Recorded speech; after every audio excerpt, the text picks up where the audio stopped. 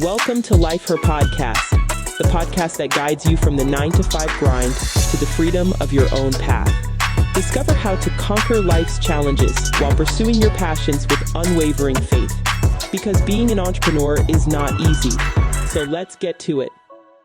Hey everyone, I'm Yvette Lloyd, host of Life Her Podcast. We are joined by Chardé Hollins, President and CEO of Relevance Connection in Cleveland-based organization transforming access to mental health services across Ohio. With over 15 years of experience in healthcare, education, and social work, Chardé has helped secure over $10 million in funding for nonprofits and led groundbreaking efforts to place mental health services in every school in Cuyahoga County. She's a passionate advocate for equity and self-care and systemic of change. And today she's here to share her powerful insight on mental wellness and gender awareness in healthcare and how we can all take things and better care of ourselves in our communities because we all know it's needed. So, hey Yes. girl, hi Shay. Hey. Thank you so much for having me. Thank you. I really appreciate you and what you do. I was looking at so many amazing things that you do. And one thing I want to know on a personal level, how is your mental health? Ooh, girl. How much time do we have? No. And I say that because it is important for people to know that mental health is a lifelong journey, just like physical health. So Yes. in the moment, I feel great. I feel good. I know for me, mental health is about recognizing when you need support and utilizing it. And because I am at that space in my life where I am not ashamed for reaching out for help, therapy, or whatever the case may be, I say my mental health is doing pretty good. That is amazing because sometimes when people are doing things in mental health, far as what I read, and I could tell by you and your personality, you wear your heart on your sleeve. Yeah. So sometimes a lot of things what you do in the communities and see and experience things, and you take it to heart, maybe, Yes. and so I just love to see that people are still working on themselves while they helping others because Lord knows we need it.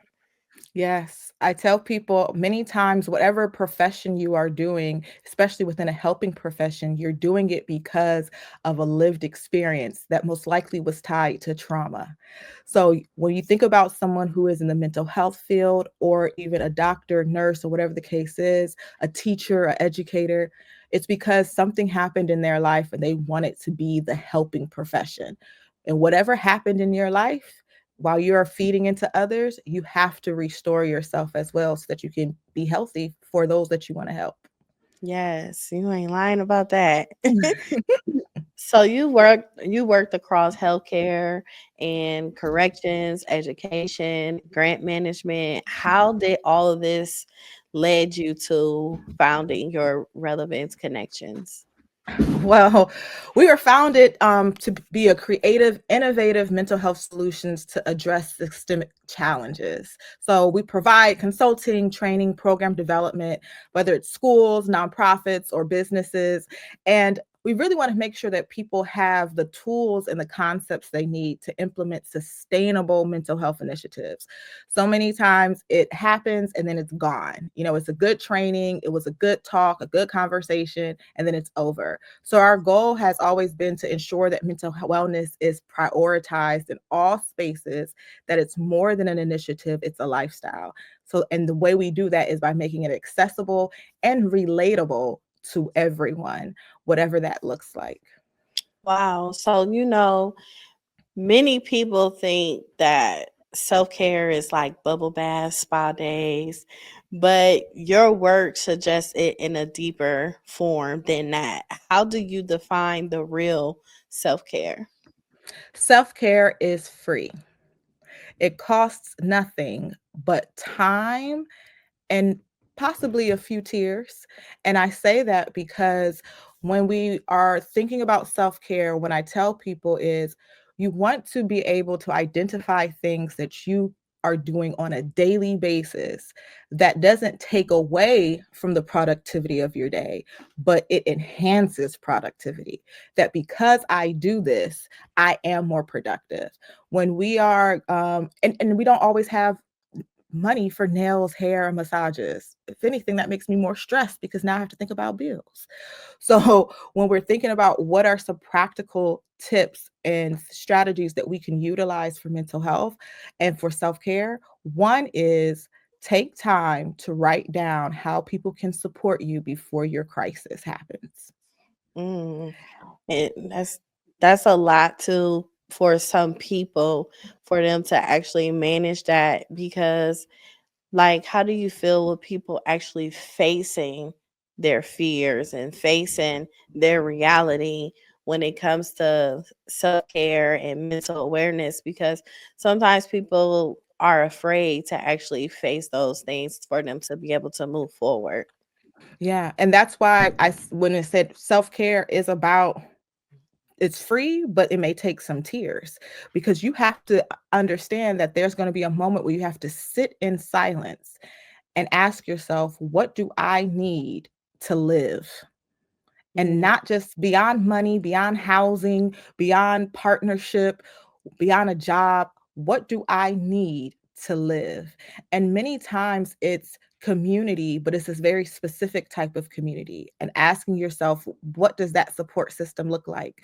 Many times it's identifying who our support system is, but taking the time to write down how they can support us before it happens. Because if anyone's like me, when I'm in the middle of something and I'm frustrated, that is not a good time to ask me, how can you help? mm, How can I help? I don't know. If I mm, knew, well, I wouldn't be here. And so, however, if we took time, whether it's something big or small, but if we took time to just write down different things that say, when what your favorite candy is, what your favorite song is, something that makes you feel happy. And this is from children all the way to your spouse, your partner, your friend. Because my daughter knows what makes mommy happy when I'm feeling down, all of a sudden she does those things naturally because she recognizes it. And it has nothing to do with money. It has everything to do with giving mommy a hug, giving mommy 5 minutes to process. She recognizes those things, and that's a part of my self-care, is communicating with my support system what I need to live. mm. And that's not money, that is time. And it took tears too, because I had to sit down and think, how can I communicate this with a 5-year-old? But she's doing a Yeah. great job. I bet. The communication with a child, especially at an early age like that, it helps them later on in the long run. And when you create some form of like routine and explaining it to them, because a lot of times young kids they do things off what they see and hear a lot of times. So if you're not Mhm. correcting them and getting at their eye level to explain to them why and how and different things like that, they will literally never know. So I applaud you for that. Yes, and then we have different things. So I have something called a self-care plan, and the self-care plan allows for you to answer some questions about yourself, and you can share it with the different people in your life. So whether it's your coworkers, whether it's your spouse or partner, whether it's your family, or even if it's a child, but these are the things that if I'm feeling this way, this is what could help. Or if you see these signs and symptoms that I'm doing, that means this. And so it's just a good thing to sit down and complete.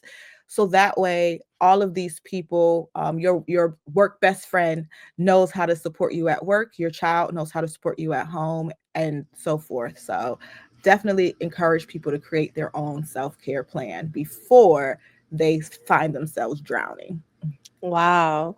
So what are some practical and realistic self-care habits that men and women can start implementing even in the midst of the hectic schedule? So silence, right? Or doing something that you enjoy in that car time. everybody is spending some type of time, whether it's the car, the bus, some kind of vehicle. I tell people, if you want, putting on headphones and using that commute to listen to what makes you feel better. Okay. For me, when I don't have kids in the car, silence, sometimes it's music. So I say utilize your natural commute time to do something you enjoy in that moment. Okay. The the other thing is setting boundaries. And these boundaries can be within things that you already have to do. Okay. So once again, I'm all about practicality. As a mother of two and a wife, I make dinner. Okay. And yes, that can be a stressful time for me, but the boundary is the kids cannot come in the kitchen. And it creates that boundary, even though it's something that I have to do, gives me some form of self-care because it lessens the stress in the moment, right? And so identifying different things that you do have to do, but setting boundaries around them so that is an easier load for you. Yeah. Okay. Because I think sometimes when we're thinking about self-care, it's all about things that we're going out of the way for. And the biggest thing is we don't have time to do extra things if we're just real. So I always tell people, let me know what your day looks like. And in that day, we're going to find times to just naturally say, I'm choosing me in a positive way. So that way I can be supportive to others. Your commute is natural. The responsibility of dinner is natural, right? The responsibility of bedtime is natural if you have children. So that boundary of I'm going to make sure that the children are in bed by a certain time. And I say this as a parent who that's hard. But what it does for me is it makes me realize that if I stick to bedtime routine, it is a self-care for me because then I have more time for me. And so I flip how I think about a routine that's usually stressful, so and implement it in a way that can empower me to have more self-care, because the longer I take to put the kids to bed, the longer everybody's going to be awake, and then I don't have time to binge watch something. Yeah. So when we talk about practicality, to tighten it up, it's one, always utilize your organic schedule to implement time for yourself. So that's your commute, that's a responsibility that you have at home, and it's also by setting boundaries. Okay.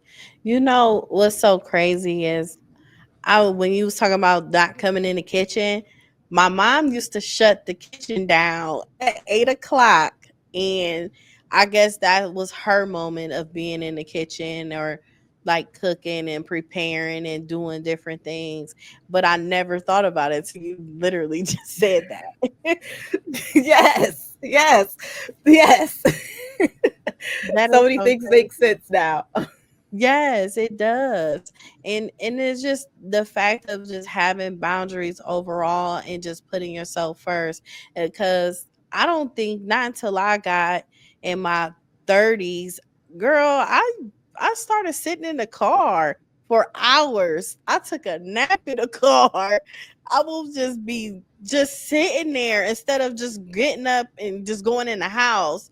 So it's Yes, like the car, it literally hits different. it does. It It really does. do. It's like you just in your own little cave, your own little bubble, and just Yeah. gathering up your own thoughts. And that do not disturb on phone after a certain time. Have do not disturb on your phone, whether you want to turn it on at 9 p.m. or Yeah. whatever the case is, but having a certain time. The people who, if there's an emergency, people can get in contact with you. But just keeping that in mind that okay, I'm gonna put do not disturb on my phone at a certain time. So that way, once again, I can shut out the noise from the outside. Mhm. So you've helped bring mental health services to every school in Cuyahoga County. Why is it important to center the equity of like when it's addressing as far as mental health? Yeah. So it was every underneath Governor DeWine, there was an initiative to make sure that there was mental health prevention and education and access to all districts within Ohio.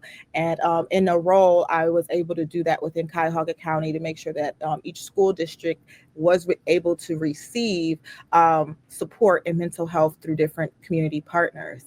And so this is just really important to make sure that the systemic barriers that exist, such as economic disparities, lack of insurance, cultural stigma, it often prevents marginalized communities from accessing quality mental health care. This barrier, it just reinforces the cycle of trauma and prevents individuals from receiving support that they need and the stigma attached to receiving support. So it's just really important to make sure that it's accessible and it's in places where people go all the time, which schools, of course, is one of them. Yes, definitely. So with you being in this field for so many years, I've known you seen a lot. So with you seeing a lot over the years, what changes have you seen in the generations as far as children, and what are some of the things that parents or teachers or leaders can do better to understand our today's children a lot better? So with each generation, things have shifted. And so what I will say about the generation today is that they're more aware about mental health. They speak about it more. However, sometimes it can come across as more of a social conversation rather than a meaningful one. And so it's important that although we are very happy that mental health is the talk of the town, we also want to make sure that it's not just something that is being talked about, but also implemented, that we are actually, as their caregivers, making sure that we're signing them up for the resources, that it's not just something that's on TikTok in a post, but we're taking that extra step to say, hey, let's sign you up for therapy. Let's sign you up for an actual group that, is about how to cope, how to communicate, how to process. And I tell caregivers that our responsibility is to make sure that just as natural as our children know what a doctor is, a dentist, and an optometrist, that they also know a therapist. All of those things that we talk about are health professions, and a therapist is also a health profession. And so as caregivers, our responsibility is to make sure that we are taking them to all health professionals, including a therapist. Yes, and that is like so important. So, what are some systematic barriers that prevent marginalizing communities, especially women of color, for accessing quality mental health care? So definitely stigma has been attached to some of it. And what I will say now, it's really the idea of the lack of representation. And Mm, so there was definitely a time where there was a lot of stigma within the Black and Brown community when it comes to receiving help. We have done a very good job of minimizing and decreasing that stigma, where now people are more aware about mental health and are more willing to receive help. However, when we go to receive help, the representation isn't always there, which causes us to pause and say, never mind, never mind. mm, So having representation is very important, and making sure that we're able to find someone who can support us. Women are twice as likely to experience major depression, yet they are also more likely to have their symptoms dismissed or misdiagnosed, yeah. especially with women of color, where we are facing racial bias in healthcare, and we have the mentality of being the strong Black woman. And we don't tie strong Black woman into receiving help. But it takes a lot of strength to ask and to receive help. So that mentality of being a strong woman, man, boy, or girl is tied to asking and receiving help, because that takes strength. Tell me about it. And it's so difficult even for women of color because they do look at us as strong black women, or our like approach is strong and different things like that, but we wear so many hats, and it's like sometimes we just need a break.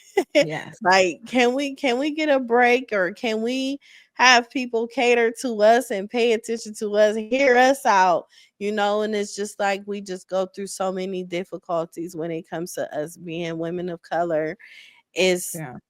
it's so overrated to a Yeah. point where I'm over it. Yes.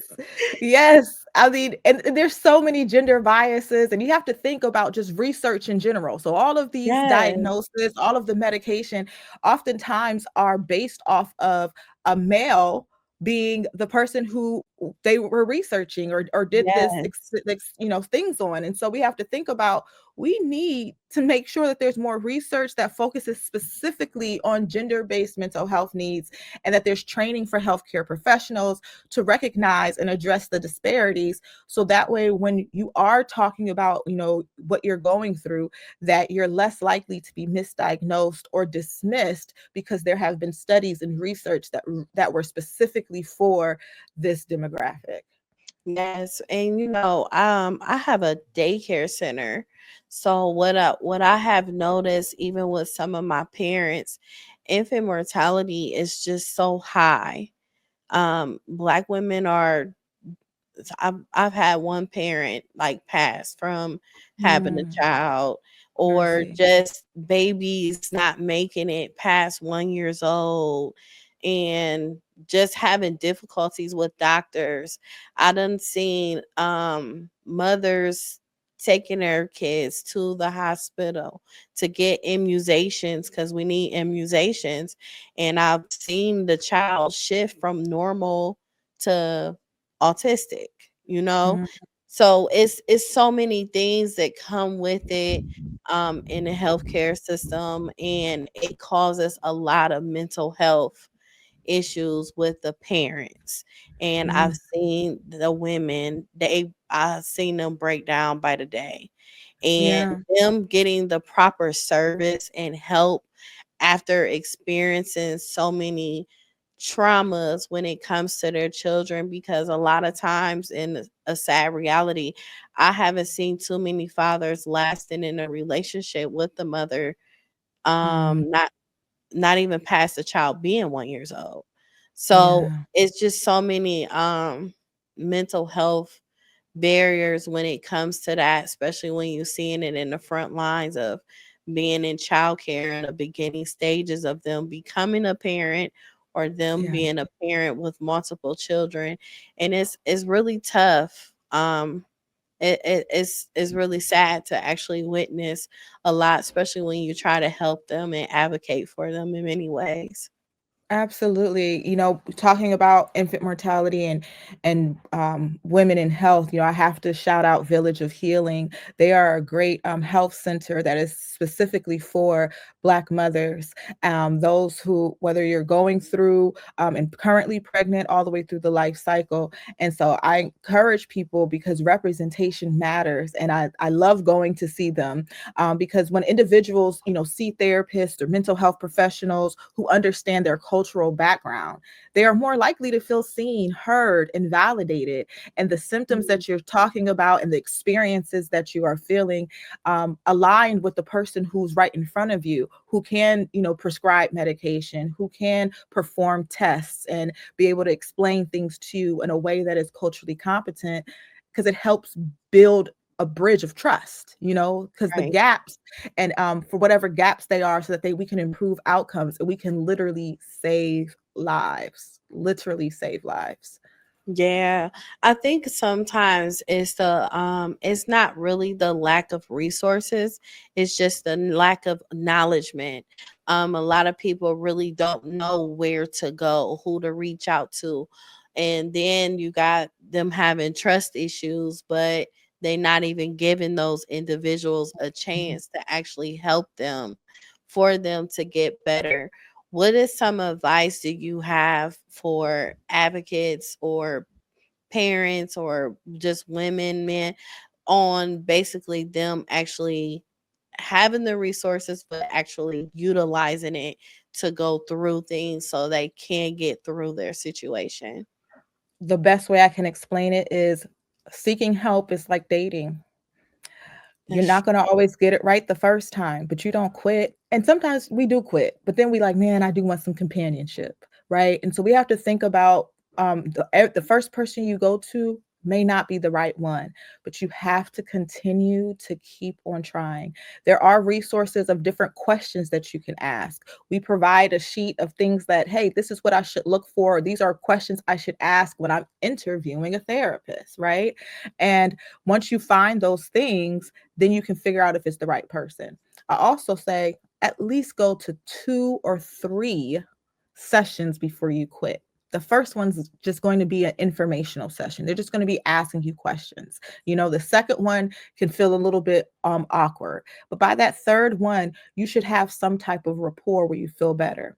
Okay. yeah. So at least 3 sessions, come, like I said, relevant connections, we provide like a list of questions that you could ask or things that you can ask yourself of what you're looking for.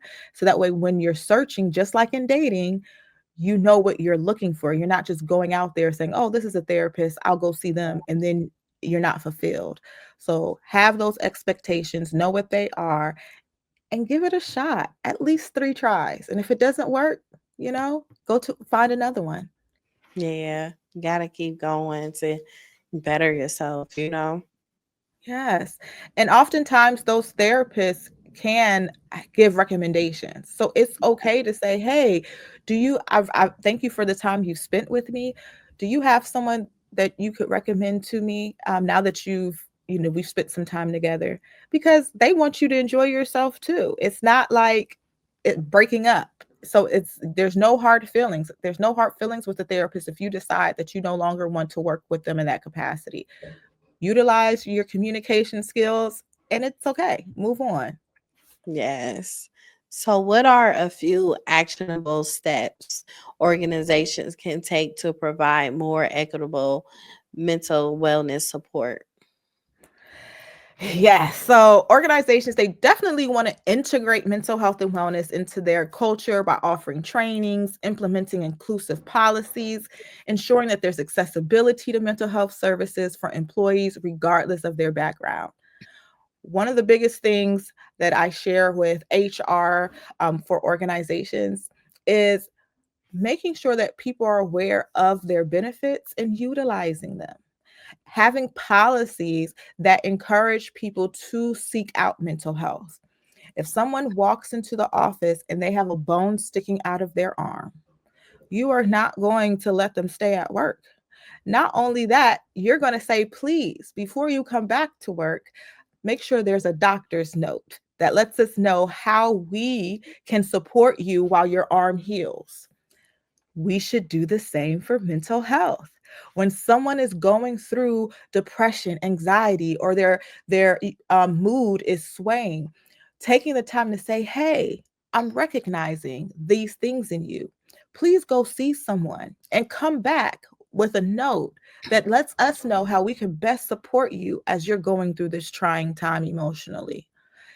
We have benefits for physical wellness and we have benefits for mental wellness, but for some reason those are the benefits that always just stay there and aren't utilized. So utilize them. You wouldn't walk around, let an employee or a coworker walk around with a bone sticking out of their arm. Don't let them walk around feeling like a weight is on their shoulders and that they are alone. It's so crazy, Chardé, that you said that. I have a staff member, and yesterday she came to work, and my spirit was just so strong when she walked through the door, and I'm like, is you okay? I'm like, something wrong. I said, you didn't do your hair today. I said, you come in here, your clothes just don't look like you. And I'm like, and I noticed you increased your eating. And I pay Mhm. attention to people that I'm around. So I've been watching her for probably a month now. And Mm. but yesterday it just hit different. Girl, don't you know she just bust out crying. And all I Mm. could do was just hug her for a while. She said, "Oh, I just need a hug." She was like, "Thank you. I really just need a hug." And she vented to me and um just basically expressing herself of things that she's been going through. And I literally had to reach out to some people and Mm. they came right away to come talk to her. And I feel like it's so important for you to actually pay attention to your staff. A lot of times they don't react to things for no reason. They Yeah. don't do certain things for no reason. Some may, however, most of the time you got to understand that they have a life outside of that job. When they Yes. walk through that door, it may be difficult for them to just leave it out the door and not bring it in the door because it may be something weighing on them so heavy, but it's not healthy to let them just crash out like that.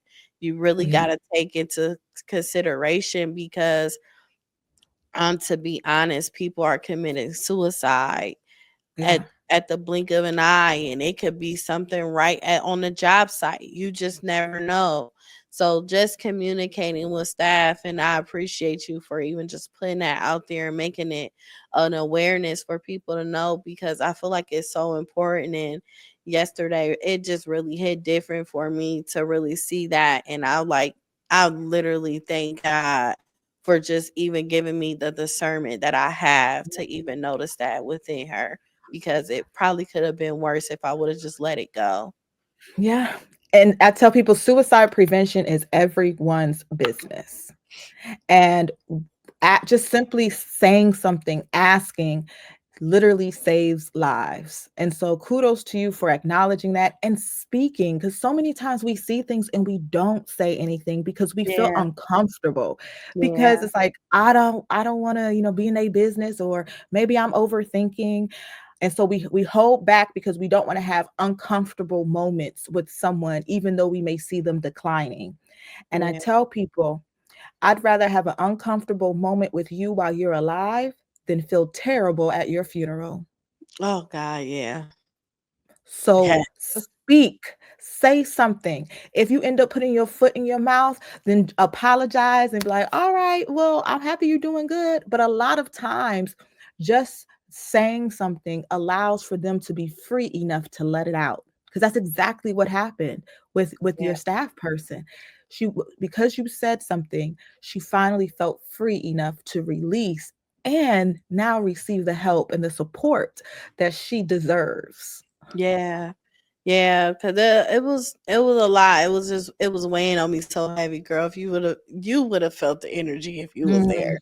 mm. With you being such an expert at what you do, you would have been like, "Is something going on?" I already know you Yes, would.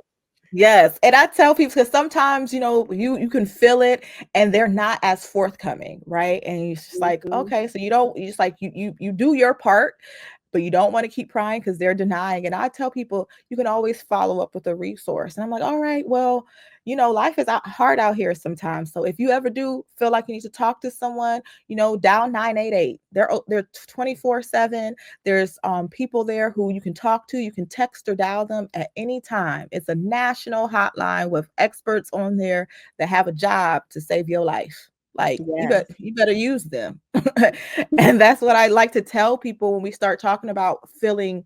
Sometimes we feel like we are a burden if we seek help.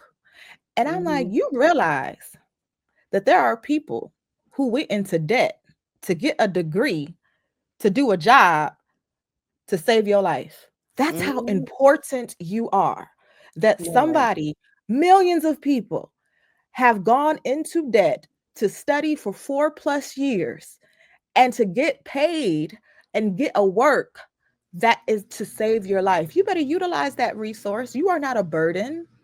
You are why they exist. Your existence is why, as a social worker and a clinician, I exist because of you and the struggles that humans go through. I have decided to be in this field. So when you don't seek help, I'm like, man, are we not needed anymore? What's going on? Yeah. No. So you there is strength in asking for help. There is Yeah. strength in asking for help. Now, asking for help can be difficult. And sometimes it's hard for people to have this conversation, but a lot of people, I ain't gonna say a lot, some people actually seek help and don't receive help. What How can you support them and give them the confidence to not give up when one individual didn't give them what they wanted and that they needed? How can they just keep going and not give up the situation, because you are very, you are advocacy and you a champion of social workers. So, and sometimes social workers get a bad rep when it comes to different things of helping families, and Mhm. sometimes tragedies happen and sometimes other things happen and it's left unsaid. How can people feel a lot more comfortable in that space? Yeah. The first thing is, advocating for yourself and communicating. And so when we're advocating and communicating for ourselves, it's going to take more than one time. It's going to take more than two times. It is. And so it's just knowing that you are worth it to not give up. You are worth it to not give up. And I would encourage people. I also work with the organization Legacies Empowered, where they actually support people in linking them to resources and walking them through that process. So, because you're right, a lot of people get stuck in the cycle, get stuck. Yeah. And you call, somebody says they're going to call you back, but they don't, and all of this. And it is very frustrating, Mm. extremely. And so I would encourage people to reach out to Legacies Empowered, so that they can support you in getting connected to a mental health provider, whether it's for groups or whether it's for individual, whether it's for you or someone you care for, because it can be frustrating. And there's no quick or 100% right answer, because the truth is it's going to happen. But part of the role that we have as advocates is to also know about resources that can help just a little bit with that ongoing cycle of not getting anywhere. And for women who are looking for healthcare providers that will let you feel seen and heard, I recommend Village of Healing. And for those who feel like they're just in the loop and cycle of getting the mental health support that they need, I recommend Legacies Empowered. These are the types of organizations that are small but mighty, and have lived experiences that give them the passion to make sure that you live to see tomorrow and Yeah. get the help and the support that you deserve. Yes. So there's often a deep connection between mental health and advocacy. What do you believe that needs to shift in policy or practice to support mental wellness on a systematic level? Definitely when we talk about funding, by advocating for mental health funding, and supporting policies that expand access to care, and challenging the stigma around what it's looking like, to seek help.